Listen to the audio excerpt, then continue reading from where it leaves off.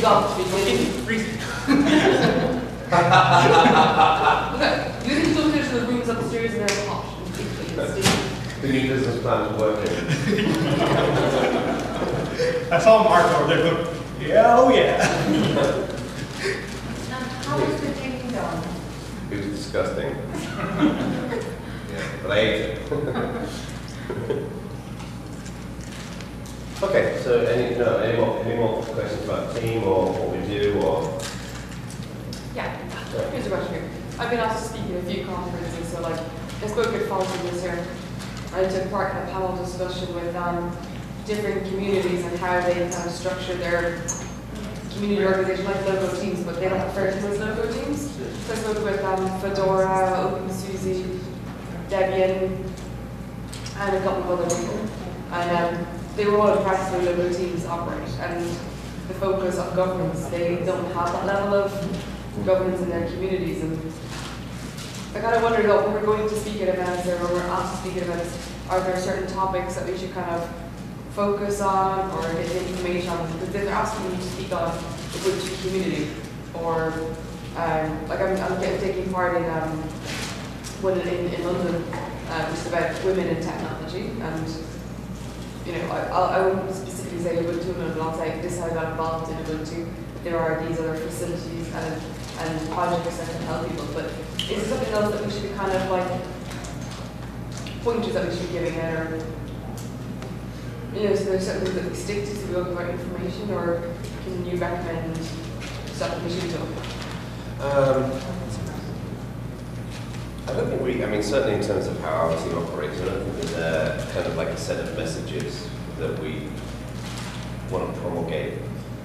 You know, I mean, there are messages that we're interested in, such as, but I think the messages that all of us would be interested in is that Ubuntu is. But there is no standard kind of like these are the 5 slides that we use, and then you know, like 5 bullet points, and you kind of waffle around them or discuss around them. Not so much. I mean, we tend to base it on the context of the event. So,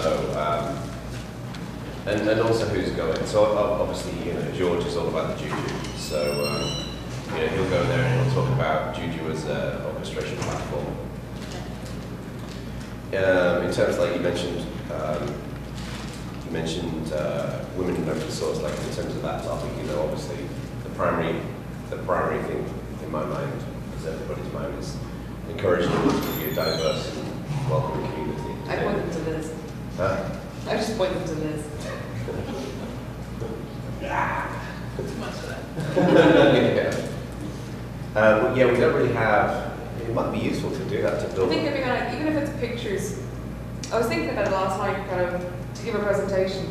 Pictures are often the best thing that you can just put a picture of. And so, for example, Juju, put up something there, but in the background, like for the presenter, there's 5 or 6 different bullet points. Those can always be translated. And these are the 5 templates that we use. These are what we usually say about it, so that people can look at them and then translate them in their own language. But they've got an idea of what to say or to kind of point in the right direction. Right. So this is the community team. You know, John's team does this. These are the kind of people, it's the topics. And just kind of give a couple of ideas. I just thought it'd be kind of a nice idea, a standardized way of getting people involved in the community, because you just point them to certain teams. It would be nice if we had like maybe per release some sort of slide decks that everyone would be sharing. Because these past releases, I did one on 11.10 back when I was visiting Philadelphia. I stopped by the club, and then again in Bayville this past month, I did one on 12.04. Yeah. And for both of those, I got tons of emails saying like, "Can I use your presentation?" I mean, it's CC by SA, so of course, but I got a lot of emails saying like, "Oh, great! I just grabbed this, whatever." But Yeah. I mean, it was me writing these, and I didn't put them anywhere special. I just put them on my blog, and I think if I had a better place, I mean, I could put them up on Spread Ubuntu, but someplace that people can find them at and we can promote for both things like release presentations that are going to be used in a bunch of logos and things like, you know, our core Ubuntu values and things. Yeah. That, I think it would be nice to get, I'm giving one in London this like 2 weeks time when I go back. And it's not that I don't have time to put it all together, but it would be nice if some of the content was there so that I could just pull for it and make my own slides up myself, but that some of the core stuff is there, it's easy to reference, and it's up to date. yeah, because I somewhat feel silly when I write these slides. Yeah, I I'm do like, too. why hasn't like 3 people written this already? The same exact thing. So I'm doing a very generic presentation, so it's not like I'm coming up with anything innovative. I'm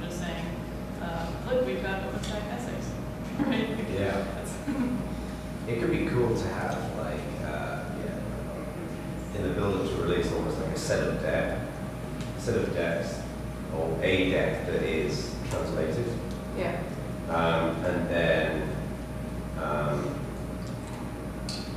almost like work with our logo teams to try and encourage them to go out and use it. So, you know, maybe talk, because I think most people typically want, I guess there's two types of presentation.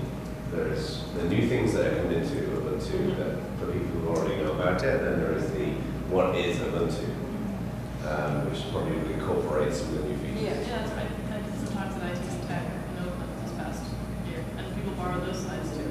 Yeah. They're like, wow, this introduction to Ubuntu slide's great. Yeah. I may have to I can help with this apparently because I've already written a bunch of this stuff. I think it would be just kind of like, I've done a few like, you know, different ways to contribute to Ubuntu, you know, developer way or advocacy way, because I speak about the advocacy side of things. But I also give the developer side of things, you've got these tools and these boards and community side, you've got these ways. But I think it'd be kind of nice to kind of share this and have it in one set place for everybody. But it'd be nice to kind of get your cross and T's and I's just for you to kind of have a look at it, or for you to come up with some ideas. Would the three of us like to work on something like this? Yeah. It doesn't have to be that massive, maybe about 8 slides together, we can have it in a certain place, maybe we can reference it. You know, one of the things that we did a little bit of experimentation with in the 12x4 cycle as well was with videos. So I made a video for the develop.ubuntu.com, which outlines some of the core features of Unity, and then Mike went and wrote all the documentation together. And then one on like the Ubuntu Global Jam, those kinds of videos. It could be interesting to have something like that as well, because they're just so viral online. But I mean, I think this would be in addition to not replacing the presentations, because obviously. No, it's an addition. We just kind of like, here's an extra. Because some people get asked to give presentations or take part in it, but don't know where to start. Yeah. And it'd be kind of just giving you a bit of an extra hand, or you know, here's the first step. And to be honest, I often put up a picture, and then you end up kind of discussing it, and then having a conversation with somebody else. You get a question, and you can kind of discuss around it. So it doesn't have to be set in stone either, but just to give people a hand as well, to give them kind of an extra helping hand to kind of get on board. I mean, it sounds to me like this is what Spread Ubuntu is there for, right? Yeah, it is. But it isn't always updated. Yeah, so when do you think you get a really shiny, here's the cool stuff that's landing into the presentation, like in terms of the cycle? With this cycle, they start writing release notes early, so I have my presentation over. There's only We high can level have before. stuff that's in, that you want in the presentation. Yeah. So it should be feasible to, I think feature freeze. yeah, so it can be packaged. Huh? Yeah, no, I don't. I mean, like, I think you know what's going to go into release Yeah. note package. One of the things that I managed to pick up in the last session was the task to package a bunch of templates and samples to go in an optional package that would be very easily installable from LibreOffice. So you basically go out and create a new thing, dump your software set, and say download these templates. Right. That could well include a here's new stuff in Capsule. You can't translate over LibreOffice files in necessity. I mean, you can quite easily hack around that. You have multiple things, you could write all the images and slides and stuff like that. Could conceivably use the same attributes and accomplishments for that. This is actually hack version.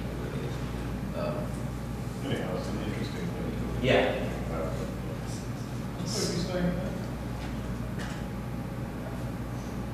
Oh, still got this slide. Okay. So, any other questions before we? Questions, queries, concerns? So at the last UDS, we had a leadership summit kind of like this as well. And there was a lot of discussion about leadership documentation and getting other teams involved, and it was being sent off to the Vancouver team, but I never heard much of it back from it. Has that been done, and is that? No idea. The last I heard about leadership documentation was Amber was working with Randall, I think it was, on a leadership handbook. And I think that pretty much halted when Amber got the job at Lenara.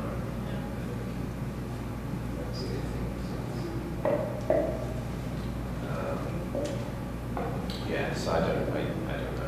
It's I was on my to-do list, and I just haven't been able to spend the time to dig into it. Yeah, the Google Doc's still out there, and it's editable, so we can pick it up if someone would found it. New people were interested in working on it, but I think, well, so Amber got the job, and then David Wonderly was also involved with that, but he got carried away with Ubuntu stuff. Yeah, He's moving now. So a Everyone lot of got my busy. members went away, but if someone else wants to pick it up, I'm sure that's feasible, because all the material's right there. Yeah. Okay. So,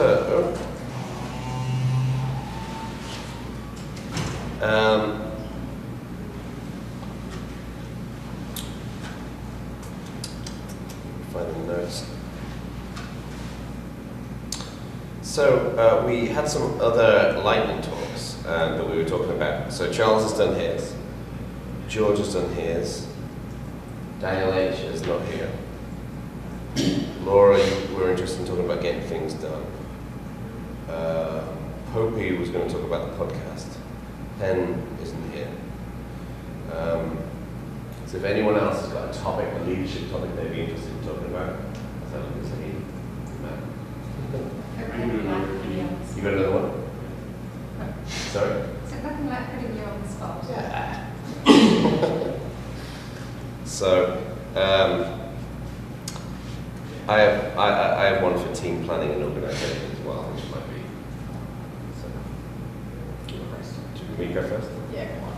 All right, this is completely unprepared, just a set of ideas.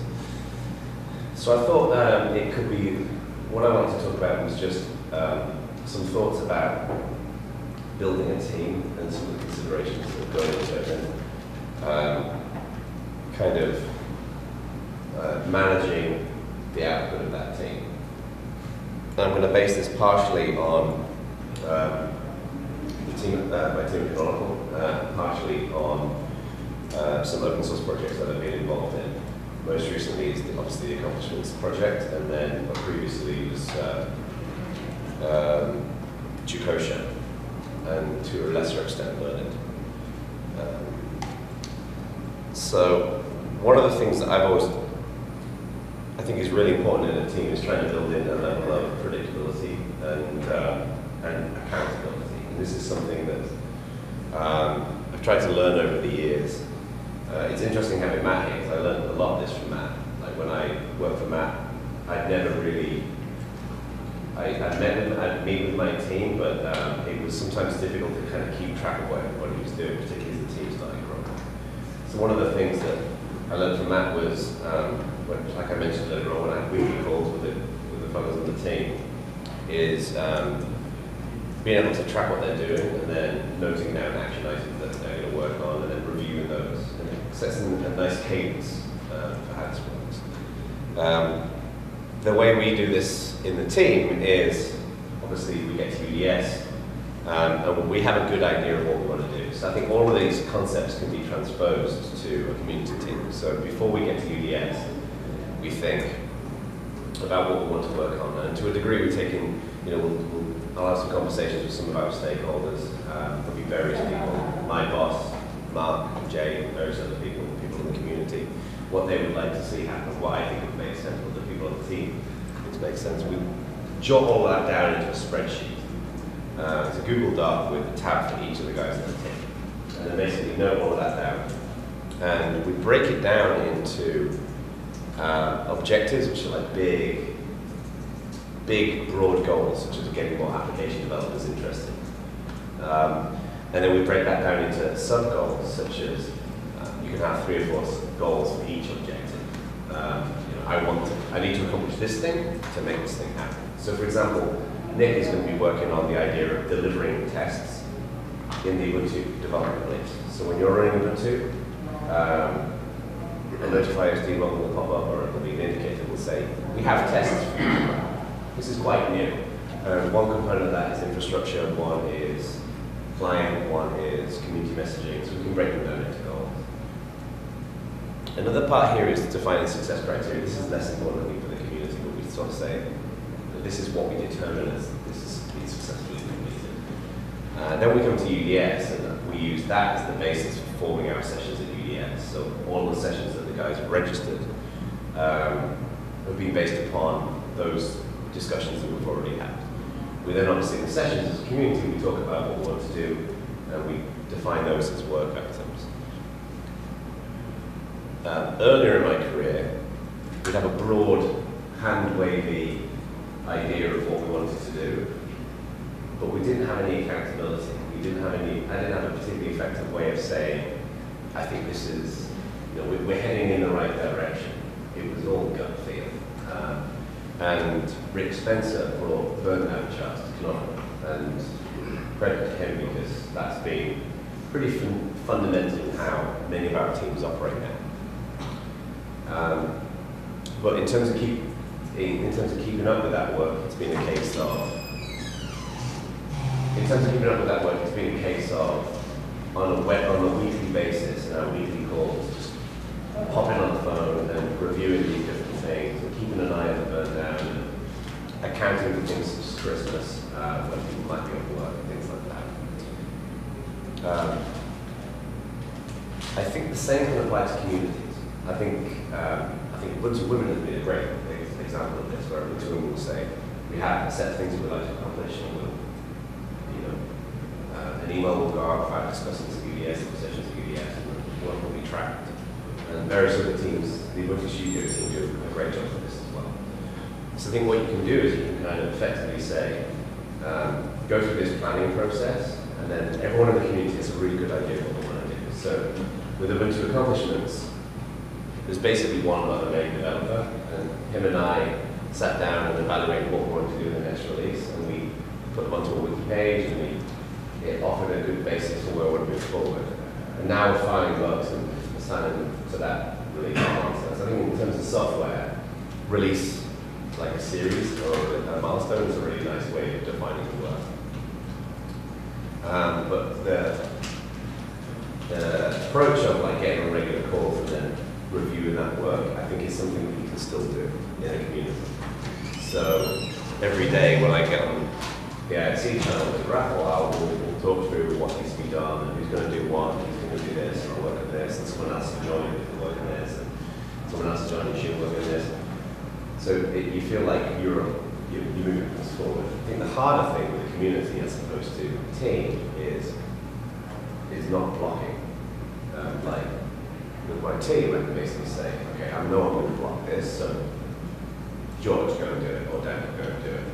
Whereas with a community, it's more difficult to delegate in that manner, particularly if there isn't clear leadership.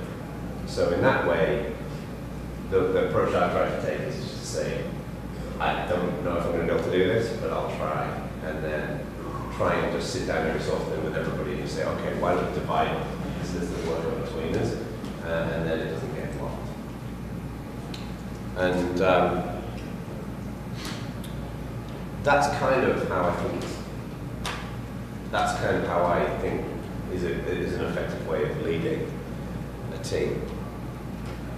The other thing, I think in terms of the community, which this doesn't really apply to Canonical, but in terms of the community, the one missing link that I see in most community teams is having somebody who will scream from the rooftops and get people excited.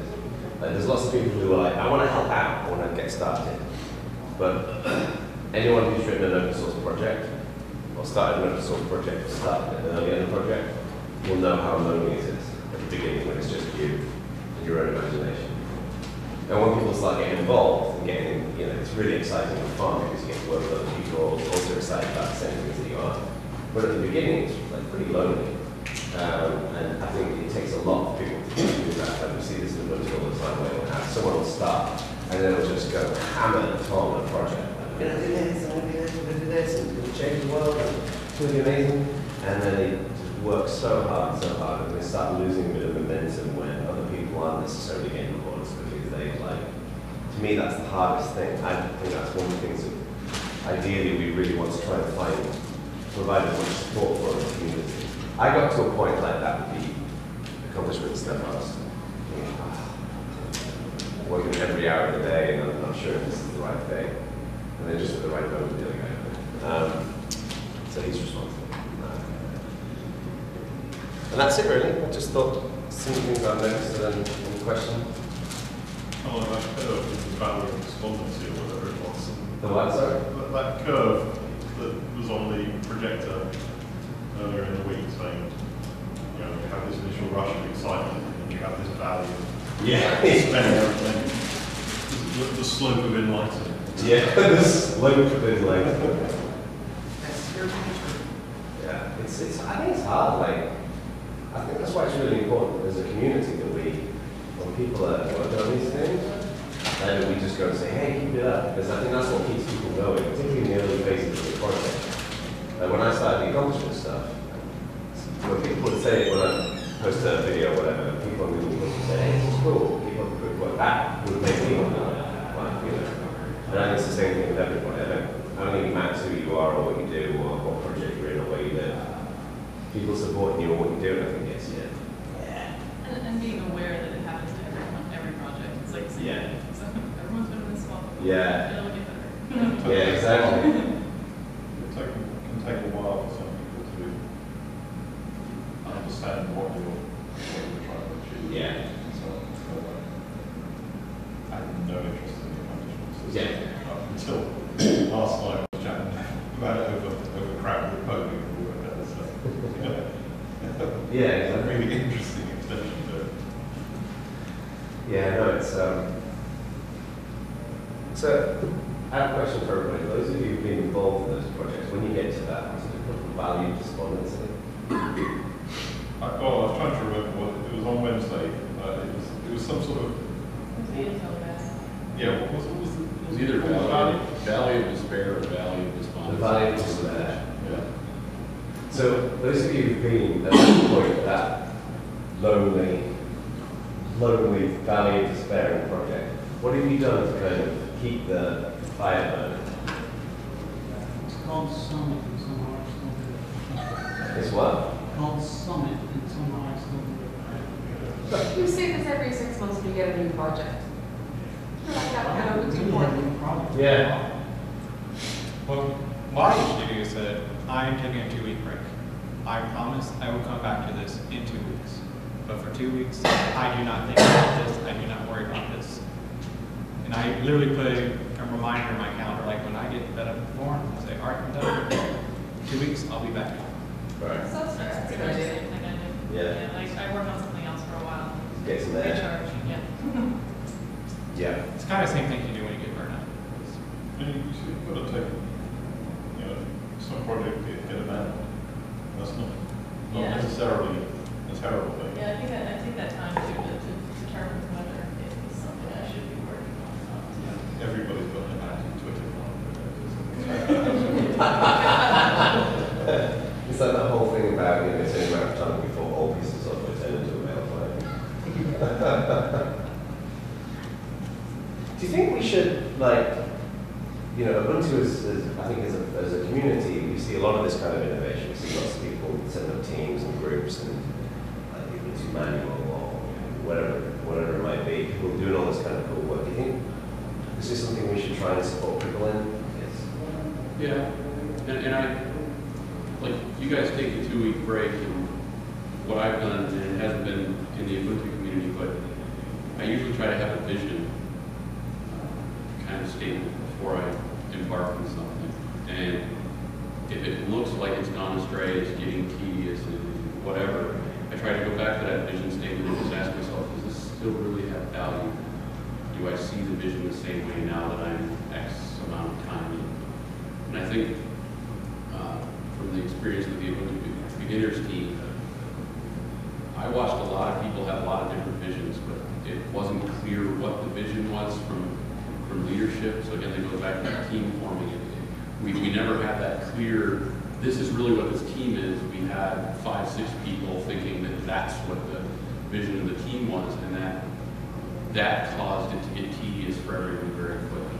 Right. So I think if a new team's forming, there's, at least in this community, there's two things that I'd want to have checked. Is one, is there another team that you're not aware of that's already doing this to make sure that we're not double working? Yeah, totally. And then really help them define their scope and their vision before they get started so they don't get lost along the way because they never defined what they were doing. I mean, we were both part of the learning project, which is still sort of to come. Yeah. Jose Antonio and I are working on it now, but there were a bunch of people who got together and said, okay, I'm from the forums and I want to do on Moodle and I want to do classroom stuff. And we all got together and we're like, we're all doing basically the same thing. But it turned out not so much. Yeah. So we spent like months arguing about licensing, arguing about what our priorities were, and it was a disaster, honestly. Right. So, I mean, I think But we're still friends. we are still friends. Okay in that way, but the project itself, it really happens. We didn't have a clear vision, and we all agreed on. Yeah, and there were three groups with very different visions, and it was really because we were delivering to three different groups. And I was looking at it from the Moodle aspect. I wanted to give something to schools that they could turn around and teach their teachers and give it to businesses so they could teach their employees how to use a free and open source stack. And Liz was very focused on we want right online classes, people to come, and the delivery mechanism for those two things are vastly different. And Martin was, I want to go down to the Learning Center in Boston, and I'm delivering hands-on handouts. And again, just the vision that we probably stated is we want to educate people, but then there were really three different visions in that, and so we didn't really properly define it. I think defining, I agree. I think defining vision is so important. I think because in many cases you get to a situation where it seems to me like the first job of the leader in many ways is to try and one way around the valley of despair is to get somebody else who's on the same mission as you, right? So you can bounce off each other. And it's very difficult to do that if you can't articulate the vision, I guess. Because the only way you can do that is when people can see something that's being created. So you spend all this time working on a piece of software or a project or whatever it is. And then like, oh, I get it now. And then people want to participate and get involved. So maybe part of the guidance is, just take some time to flesh it out, mock it up, put together like the best that you can, the best kind of. That reminds me of a scene from the movie October Sky. I don't know how many people have seen that. It's about putting a man on the moon. And they were having all sorts of problems with how to design a capsule that would bring the astronauts down. And they thought that they had to be seated, and then the windows had to be like down to the floor, and glass added a lot of weight. And then one guy challenged that supposition, so it's also, the vision was important, but it was, the guy challenged it with, why did they have to be seated? And the person who was the lead on the project said, I don't understand that question. Of course they have to be seated. So the team, which bought into the vision that guy had said, well, I don't know if they have to be seated, they could stand. They worked all overnight to mock up this huge mock-up of the people standing up and how much smaller the window would have to be. And they brought the leader over and he stood in the thing and he said, oh, now I see your vision. Right. Did you want to say something? Yeah, I think just on that example that we were talking about there, so did that project, did the work not go forward because people were invited? We all sort of went our separate ways. We still have a bunch of classroom sessions on IRC, so that never really changed. We sort of joined the project because we were an existing one, so that went along. Right now with the learning materials, we want ones that are going to teach people in classrooms now. We're trying to write some of that. So if you work on that stuff, I think we're just doing that much today. Yeah, we're supposed to talk about that today, but we forgot about it. So basically, we're trying to write these learning materials for teachers and students to get this started an initiative in my school because my teacher wanted to teach Linux, but he didn't have any Linux book or any sources where to get materials from. So we're trying to write some materials that have started some IRC basics for Coursera. Yeah, so we're taking stuff from help.ubuntu.com/community, so we're pulling docs from there to use as reference material, and then we're writing a class around that because you can't just read a wiki page to teach a class. It's much more than that. So we're trying to put together sort of gaining momentum again now that you and your teacher are on board, but that's really. It's really important to have the teachers. I think that's why the new idea that I had fell apart is, you know, I'm associated with schools, but I'm not in the classroom, so I didn't understand the classroom management aspect of it, how to flow the lesson plans together, how much time a teacher has for instruction, and, you know, that's really where I probably needed to make sure I had teachers on board before the Moodle stuff could go through, because I wouldn't have structured it right, because I wasn't in their environment, I didn't have the experience. Because I guess what I was hearing was, with the vision, you could have had like a broader vision, and very simple, a broader vision, and then have programs within that as part of the strategy, so that ultimately you kind of play together. So that really was our intention in the beginning, and we thought we'd do things like we'd share source materials. We'd all use the same source materials. But what happened with the project is we all got so tied up in semantics, like, are we going to write it in LaTeX, are we going to write it in HTML, are we going to write it in Open Office, and all these things, but, and then plus like DocBook, and then they were like, well, what about translations, and what about how accessible is it to people? Just get overloaded on this open-ended. Yeah, and then one person wanted to release it non-commercial, and then we're like, well, that's not free license, and it was just one thing after another, and then, you know, he's like, you know, we should put in HTML because that's portable to Moodle, and I'm like, well, I just wanted plain text so I can put it on, you know, the internet. Right. I mean, He's written it like this page. you know, nothing, well, Martin ended up writing some, just by himself in Open Office, just on his way, and I'm on my way to IRC, but that is the broad statement we started with, but it turned out, yeah, our execution was not, it didn't work out, because we got so tied up in all these things. But it was a fantastic learning experience. Yeah, I wouldn't undo it. I learned a great deal. And it's funny, because we were all very experienced with open source and all these projects, and we just got ourselves into this giant mess. The really good lessons that you learned, that might be worth documenting, so that somebody else that comes along, like what would you do differently this time? I think defining a vision or a mission statement that maybe was not quite technically precise, but was less general than we did. I think our vision was less general, or too general, and it caused problems. And I'm going to disagree slightly there, because I see what you're saying. We could have had that broader vision. What we didn't do as a group is communicate ahead of time what each of our visions were. So we discovered those through some severe conflict. Whereas if we had just did an initial discovery of, well, what's your vision? Where are you trying to go? What are you trying to accomplish? What's the output you want?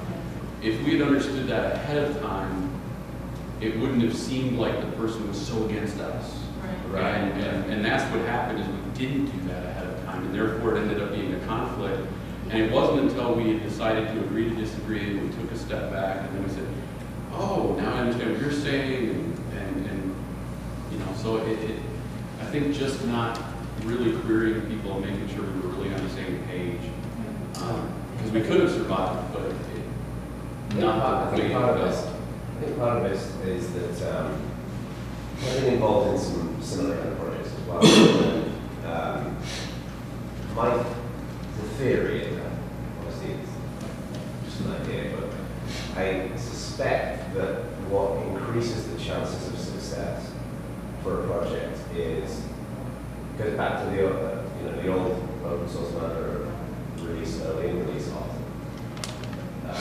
And the idea of defining a goal.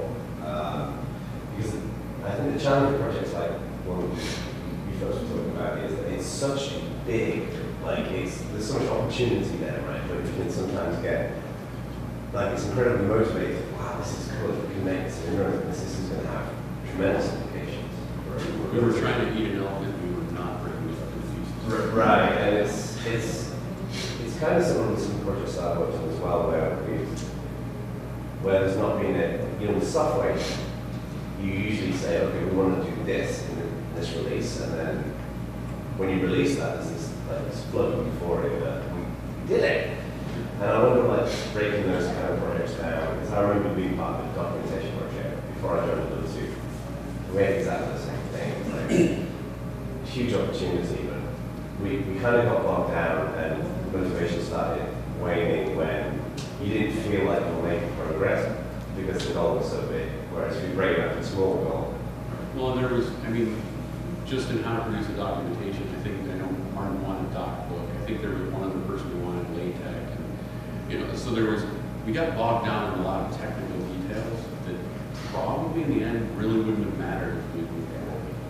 I mean, anything can be transferred to something else later on, but, and Martin did move forward and create some Oh, yeah. documents and stuff, but Well, a lot of our stuff was good. it's still good, yeah. It's good. so any other thoughts on ways to cross the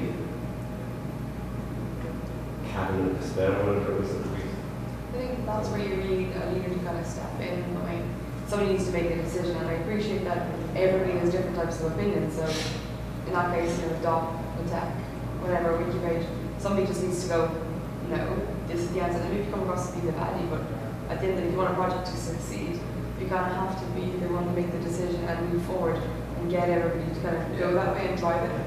And sometimes that person is seen as being the baddie, but at the end, or being kind of more brutal or more forceful. But if you want a project to succeed, you kind of have to have, this is the vision, you need something to lead on and then follow through. Yeah. Otherwise, we kind of like, I mean, if you look at like Launchpad as an example, like, there's over 27,000 projects on there.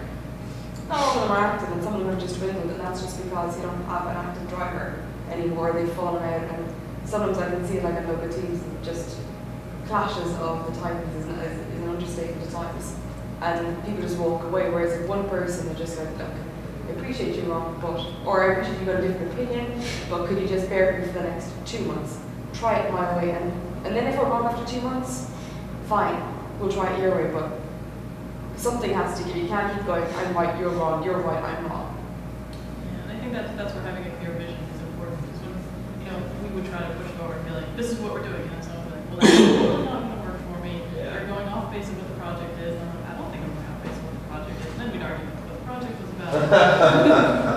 So That's where you just go, mute the channel, this is what's going on. It is a long And we just, you know, it is hard, I appreciate that, but you just look, I look at the time that I'm helping people run a conference back home at the moment, and everybody's just doing their own thing, and nobody's talking to one another, and I've just gone, like, this is what's going to happen. I put up a Trello board, you've all been assigned tasks. If you're doing something, it's on there. If it's not up there, you're not doing it, quite frankly, because there's a budget at stake, there's speakers at stake, there's the reputation, and I think the other thing is like everyone needs an inspiration. Like everyone, no matter whether you're Mark Shuttleworth or whether you're somebody who's just joining, like everybody needs an inspiration to keep the motivation going.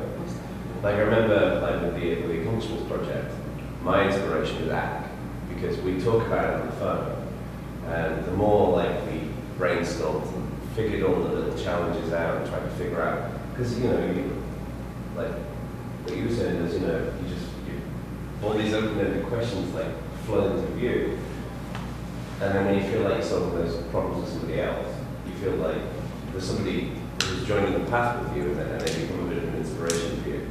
Keeps it going. I get the impression that sometimes some of these projects will devolve into too much asking questions as opposed to not enough. Like, you did this, and like getting each other excited about it, kind of stuff. That's where I think the loneliness is for a lot of projects. It's just one person. I think is the great thing about the likes of Google Plus or Skype even, like, you know, you're removing conversation off email where tone is interpreted where there is no tone, or IRC comments where there's a lag or a disconnect, and people go, I said that, and then they just walked away. Well, they didn't actually just walk away. Why not just, you know, disconnect or work with? Whereas if you set aside 20 minutes or half an hour and have a conversation like a Google Plus, where it's face to face, you can see a reaction, it's real time, and discuss it. So many things have cleared up. Yeah, I totally agree with that. It does make things much easier. And it's fun as well. Yeah, because you can put hats on, you can make your face a smiley face. And God. There was a noticeable lack of productivity in my team when that mustache button appeared in Google Plus. I don't think glasses the last year, the hats. The dog face. Love it. Okay, so we finished this session. We're into the next session. Do we want to take a break? Yeah, just session. You need to take up?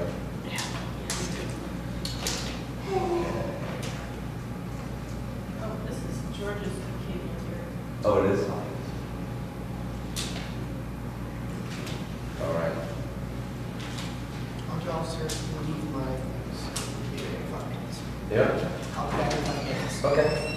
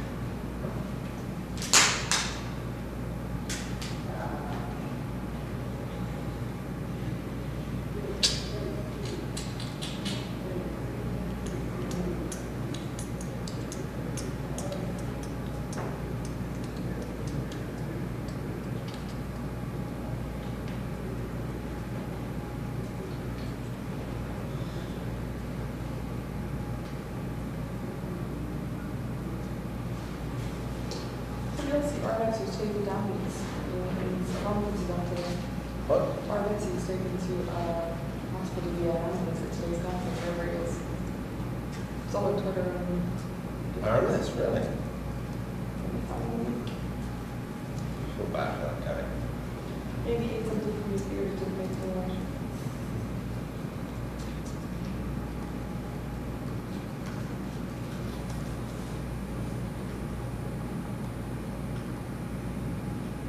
There's just still no feels for the conference.